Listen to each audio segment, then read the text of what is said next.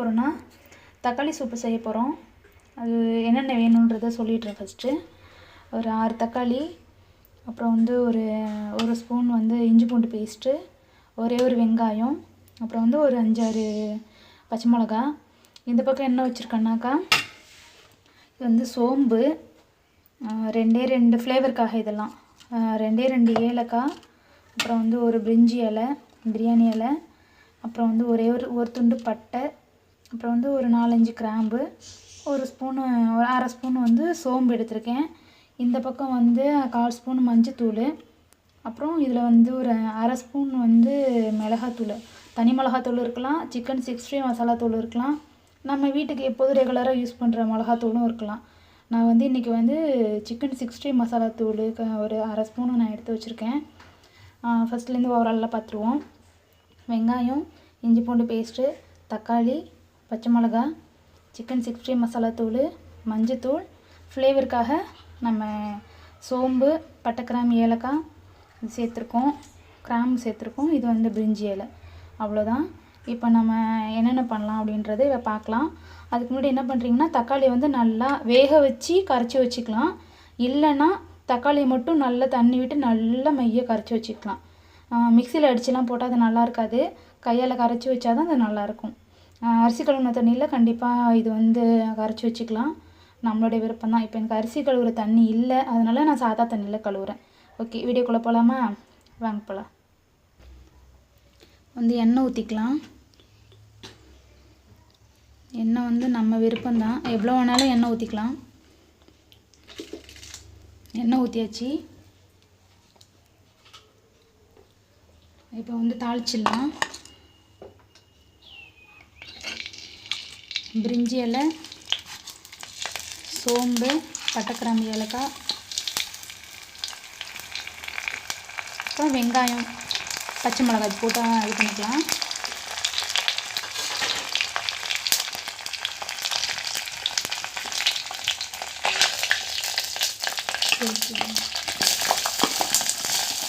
கை பெற்று சேர்ப்பேன். வெங்காயம், பச்சை மிளகாய். நாங்கள் கொஞ்சம் காரம் கொஞ்சம் சுள்ளுன்னு சாப்பிடுவோம், அதனால் நான் பச்சை மிளகாய் போட்டிருக்கேன்.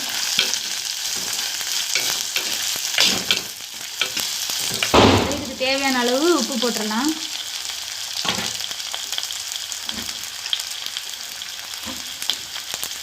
வந்து கல் உப்பு போடுறேன். இது 1லேருந்து ஒரு 1.25 ஸ்பூன் இருக்கும்.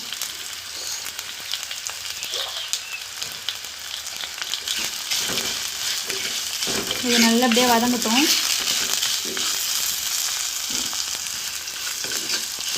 நல்லா இப்படி வதங்கட்டும். நான் வந்து கம்மியாக தான் ஆயிலெலாம் யூஸ் பண்ணுவேன், ரொம்ப அதிகமாக யூஸ் பண்ண மாட்டேன்.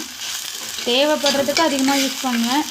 இந்த மாதிரி சிம்பிளாக பண்ணுறதுக்கு எல்லாமே வந்து கம்மியாக தான் யூஸ் பண்ணுவேன். ஆயில் நிறைய ஊற்ற மாட்டேன்.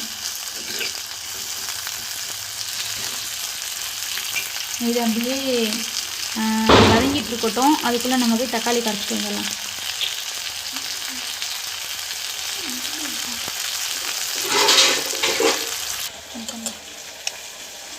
இந்த மாதிரி நல்லா கரைச்சிக்கணும், கையால் கரைச்சிக்கலாம். மிக்சியில் வந்து கொஞ்சம் பெரிய ஜாரில் வந்து கொஞ்சம் ஒரு சுற்று போட்டு நல்லா கொஞ்சம் நாளாக வெட்டி போட்டு ஒரு சுற்று விட்டுட்டு எடுத்திங்கன்னா கொஞ்சம் கொரப்பாக ஆகிடும். அது என்ன தான் பண்ணாலும் அது வந்து ஒரு மாதிரியாக நுர வந்த மாதிரி இருக்கு. வதங்கிட்டுருக்கு. நல்லா வதங்கணும்.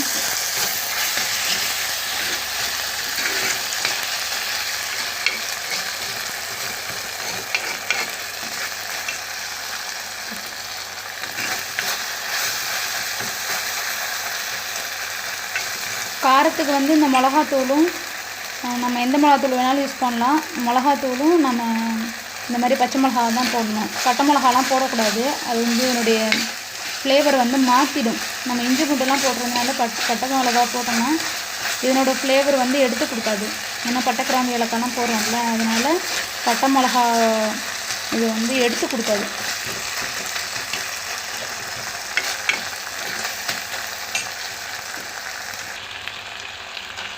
இந்த மாதிரி நல்லா வதங்கணும். இன்னும் கொஞ்சம் நல்லா வதங்கட்டும்.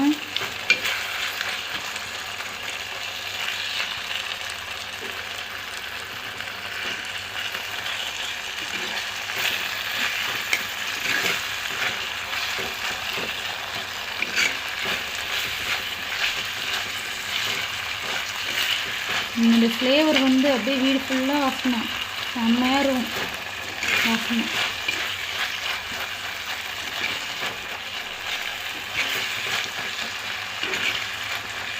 தக்காளியை வந்து மிக்சியில் போட்டு ஒரு சுற்றி இறக்கி பண்ணலாம்.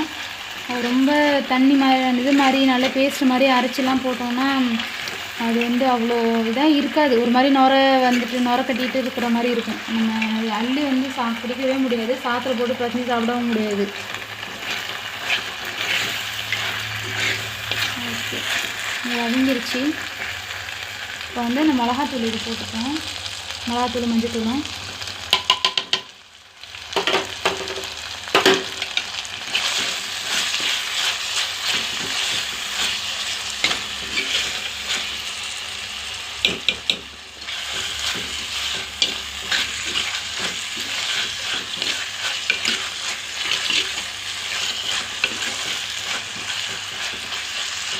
அவ்வளோதான். இதோட இப்போ நம்ம வந்து தக்காளி கரைச்ச தண்ணி இருக்குல்ல, அதை ஊற்றிடலாம். தக்காளியை வந்து வேக வச்சு தோலை எடுத்துட்டு நல்லா பிசைஞ்சிட்டு அப்படியும் போட்டாலும் நல்லா டேஸ்ட்டாக இருக்கும். இப்படி அவசரத்துக்கு நம்ம இப்படியும் நல்லா தண்ணியில் விட்டு கரைச்சி விட்டு பண்ணிக்கலாம். இதுவும் நல்லா தான் இருக்கும். நம்மளுடைய டைம் மேனேஜ்மெண்ட்டுக்கு ஏற்ற மாதிரி நம்ம வந்து பண்ணி டைம் இருந்ததுன்னா வேக வச்சு நம்ம வந்து இதை வந்து தோல் எடுத்துகிட்டு நல்லா கரைச்சிட்டு இதில் சேர்த்துக்கலாம். இல்லை அப்படின்னா அப்படியே கூட நம்ம சேர்த்துக்கலாம். நல்லா கரைச்சிட்டு சேர்த்துக்கலாம். என்னென்னா நல்லா கரைச்சி விடணும், அவ்வளோதான்.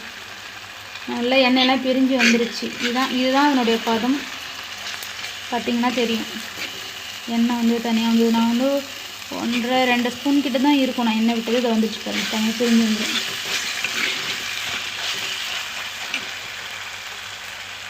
இப்போ தக்காளி சூப்பு, தக்காளி கரைச்சி வச்ச தண்ணி வந்து ஆட் பண்ணிடலாம்.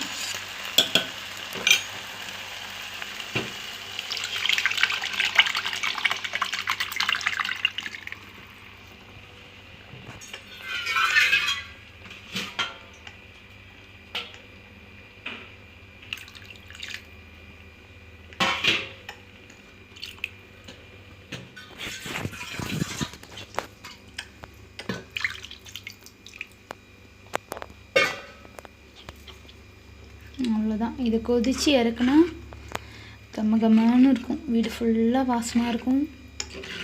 டேஸ்ட்டு சூப்பராக இருக்கும்.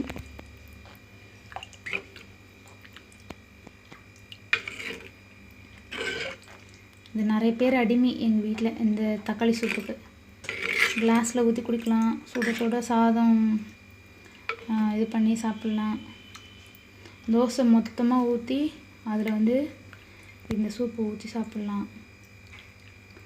இது அப்படியே கொதித்து வரட்டும். கொதித்ததுக்கப்புறம் நம்ம பார்க்கலாம்.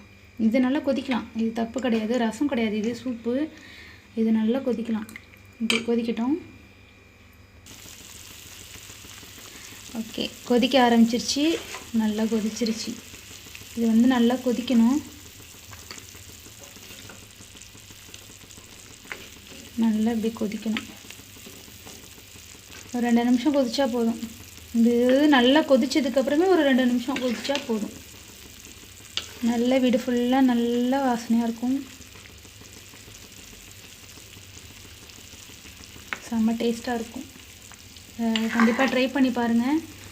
ட்ரை பண்ணி பார்த்துட்டு எப்படி இருக்குன்னு சொல்லிட்டு கமெண்ட் பண்ணுங்கள், லைக் பண்ணுங்கள், ஷேர் பண்ணுங்கள். கண்டிப்பாக மறக்காமல் சப்ஸ்கிரைப் பண்ணி பெல் ஐக்கானை கிளிக் பண்ணிக்கிடுங்க. என்னுடைய வீடியோ பார்த்ததுக்கு ரொம்ப ரொம்ப நன்றி. பாய்.